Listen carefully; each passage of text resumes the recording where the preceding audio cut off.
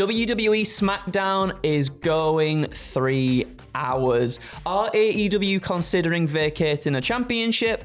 And WWE have signed the Lucha Brothers. Stay tuned for the news. Yes, that's right, you have heard correctly, everybody.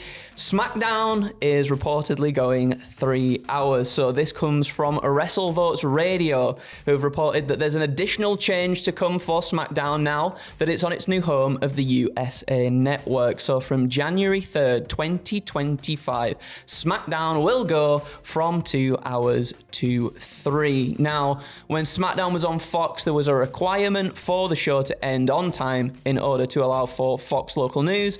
However, on the USA Network, they don't actually have to be so stringent, and with Raw leaving in January, the call has been made to give USA an extra hour of SmackDown on a Friday night. Sam, how do you feel about this? Pour one out for your favorite convenient length wrestling show full of excitement, right? Yep. No, look, if any show I think can maybe make the best of the 3 hours, it's likely SmackDown. Roman's back, right? And you remember when Roman was kind of really coming to the end of that run when we're building toward Mania, and we were getting like the 40-minute promos, and it's like it's a 2-hour show, and now we can do the 40-minute promos now if we need to, and have the additional time for extra matches.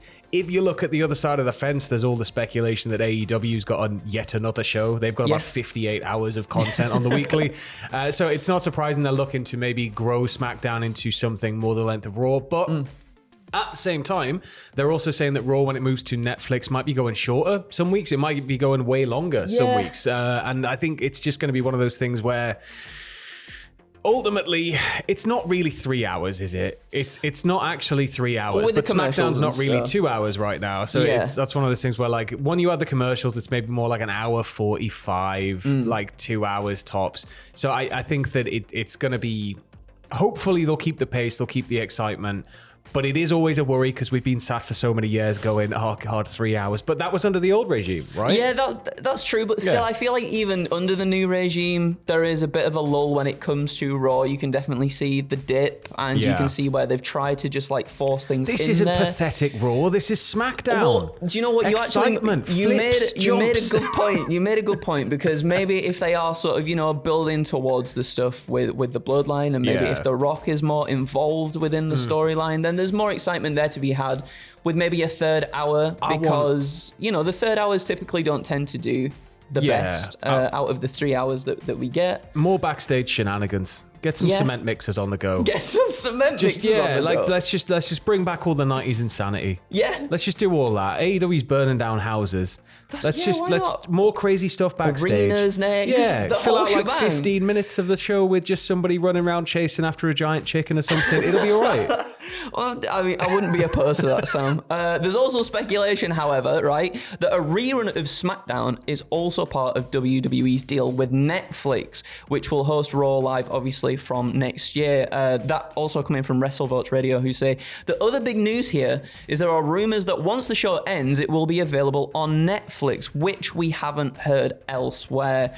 Those are the internal tokens right now, is that probably the day after SmackDown, it'll be available on Netflix. But the real nugget here is that starting January 3rd, it will be the case that SmackDown will be 3 hours. As we are non-Peacock, I don't know how it is with Peacock, but as we are non-Peacock, usual standard WWE network peasants, I'm all for that. Me too, because, actually. Yeah, like I can't stay up to watch SmackDown. Guess you're going to have to wait a month to watch the episode, or stay up late and watch it on Sky tomorrow. Yeah. Or so I think having it available just on demand immediately after the show ends, great. It'll be nice. It'll be really it just nice. means it's there, it's ready to go. Yeah. If you miss it, you can catch it. You don't have to kind of do that whole current month-long wait. Which is the work, because they used to do, for NXT, it was perfect. Yeah. It was so good for NXT. And then, it was like the only show that was up to date. Yeah, and then all the other ones you would have to wait like ages for. I don't know. But anyway, everybody, SmackDown is indeed going 3 hours as of January 3rd, 2025. Moving over, though, to the other side of the fence.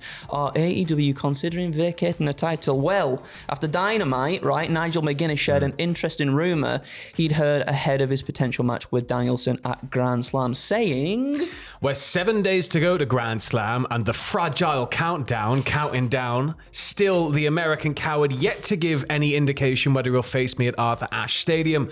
I did hear a rumor, Brian, that if you don't show up, you might be stripped of the title. And if that's the case, let me ask you, is not losing to me and me proving that I should have had all your success really more important than the AEW World title?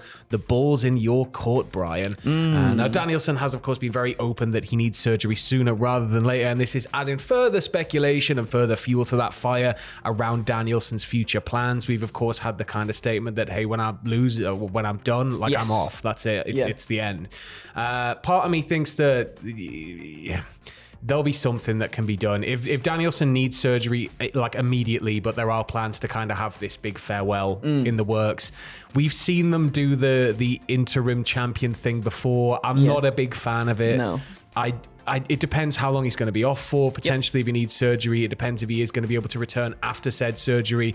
It would be a shame for this to be the end of his in-ring career. And so I feel that this is just kind of amplifying a situation that is ongoing and using it more toward a storyline in a creative way. I want to see McGuinness versus Danielson. Yes. I want to see them give it hell for leather, but I want to see Danielson at 100% when we get it. Yeah, I think this is obviously, I feel like it is, because obviously the whole match itself is sort of up in the air at the moment. It's not been confirmed. It's not been set in stone because we are waiting for Brian's response to it. He can't go to the shops, can't look at carrier bags anymore. He goes to like pick up a bag of apples and he just gets flashbacks and he just throws them down and runs away. I don't think he's vacating the title. I think it's more so that we'll get to the match itself. Yeah. I think I said this yesterday on the news. We'll get to the segment itself. Maybe McGuinness is in the ring waiting for it. Nothing happens for ages, and then that's when sort of Brian's music hits. And Tony just comes out and declares that Bryan Danielson won. And that's what's going to happen every time now. Tony Khan versus Nigel McGuinness. Danielson actually just does the Jeff Jarrett, lies down. and McGuinness, like, foot on the chest, 1, 2, 3, is lifting up every single week. Tony's just like, no, you won. Grand Sam's going to be buzzing, Sam. Can't wait for it if it's like this. Oh, my God. Well, keeping it with AEW here, some interesting news surrounding some potential contract things and jumpy, movie wrestlers.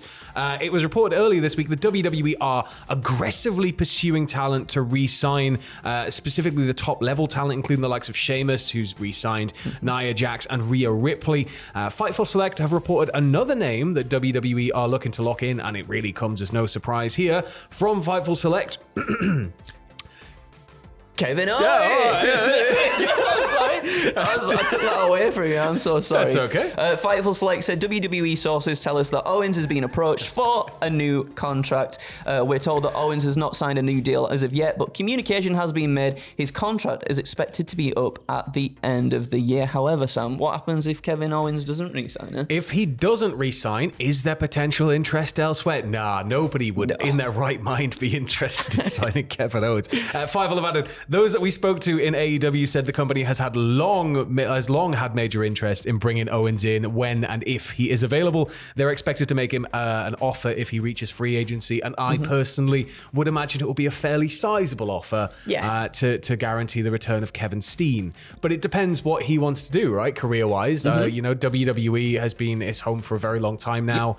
He's done quite a lot, though. He's done nearly everything he can do with WWE, but at the same time, you can't begrudge somebody if they want to stay somewhere, but I'm not going to lie. I'd be interested in seeing what it'd be like to see him with the chains off and letting him just run wild in a company where now we can just use cinder blocks and syringes, and burn down houses. I mean, I agree. I think there's always the sort of curiosity of wanting to see him go to AEW and there is with so see many that. talents, I mean, though, exactly. right? No, that's it. But I think he's maybe happy where he is at the moment. He's usually, featured in prominent storylines, in a prominent position within the card as well. He's one of my favorites. Like, I think the roster in WWE would really be missing that special something if we didn't have him. And also, what's Zayn gonna do? What's the holding pattern for Zayn now if there's no Kevin Owens? He's going to get powerbombed on the apron. No, but we will keep you updated when we know a little bit more. But however, we're going to stay with contract stuff and WWE news because, as reported by PWN and WrestleVotes, former AEW Tag Team Champions, the Lucha Bros, Penta and Rey Fenix, have indeed signed with WWE. Corey Hayes of PWN confirmed the Lucha Bros signing, revealing that both have penned multi-year WWE deals and will go straight to the main WWE roster, bypassing NXT. WrestleVotes Radio corroborates this report, adding that merchandise production with t-shirts, masks, and other promotional materials is already underway. During the summer, the Lucha Bros were withdrawn from AEW TV, and Penta had been openly talking about his talks with WWE for Heat and Rey Fenix. So whilst Penta's deal expired over the summer, there was still time left on Phoenix's contract, which delayed the move until now. It's happening, Sam. We're going to get lots of lovely merchandise. I'm very excited for this. I just hope it isn't Solo. You may have a whole new bloodline, but you forgot about our cousins from south of the border. And they're debuted as part of the Samoan dynasty. No, I mean, Christ, it is a tantalizing prospect. They are going to be incredibly popular with all ages. We've seen how masked wrestlers go down with WWE, especially in terms of merchandising, how popular they are with the younger portion of the audience. Penta especially is somebody who I have thoroughly enjoyed watching, like ever since I first discovered him, when I was really starting to get into more independent wrestling. He's just like an absolute machine, right? So there's like no end to the matches they're going to be able to mix up in like the tag division. It's tantalizing, man. It's really tantalizing. It's so tantalizing. You say that as well, but even like we've seen them do the single stuff in AEW as well, and like they can wrestle on their own as well. Yeah, they're it's fantastic. So they're very versatile. I think the whole like jumping straight through that past NXT thing's a great shout. Having them debut in a shock manner, I think would be unreal. But also we've seen Randy's going down to NXT. It's like all sorts of stuff now. There just seems to be more bleed. So I reckon they'll probably pop up in NXT at some point. Oh yeah, for sure. But it makes sense to, this is a marquee.